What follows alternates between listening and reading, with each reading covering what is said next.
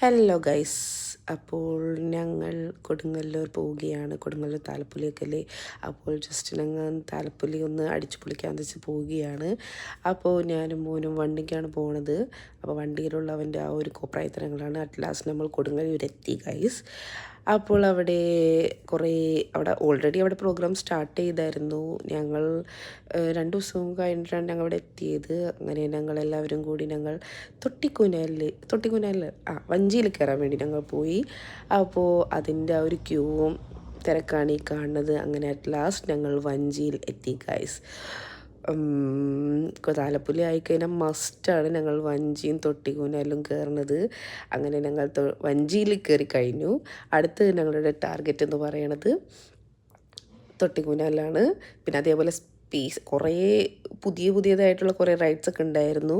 പക്ഷെ അതൊന്നും നമ്മൾ ട്രൈ ചെയ്യാൻ നമുക്ക് താല്പര്യമില്ലായിരുന്നു. നമ്മൾ തൊട്ടിക്കൂനാലാണ് നമ്മുടെ ടാർഗറ്റ് എന്ന് പറയുന്നത്. അങ്ങനെ ഞങ്ങൾ തൊട്ടിക്കൂനാലിൽ കയറാനുള്ള ക്യൂവിൽ നിൽക്കുകയാണ് ഗൈസ്. അങ്ങനെ അറ്റ് ലാസ്റ്റ് ഞങ്ങൾ തൊട്ടിയിലും കയറി. അതിൻ്റെ കുറച്ച് പ്രകടനങ്ങളാണ് ഈ കാണുന്നത്. അത് കഴിഞ്ഞു ഞങ്ങളതിൽ നിന്ന് കുറച്ച് സെൽഫീസും കാര്യങ്ങളൊക്കെ ഞങ്ങൾ ജസ്റ്റ് ലൈക്ക് അങ്ങനെ എടുത്തു. അത് കഴിഞ്ഞ് ഞങ്ങൾ തൊട്ടിയിൽ കയറി ഗൈസ്. എല്ലാം അതിൻ്റെ ഇടയ്ക്ക് കുറച്ച് വഞ്ചിയിൽ നിന്നെടുത്ത കുറച്ച് ക്ലിപ്സാണ് ഞാൻ ഇട്ടേക്കുന്നത്.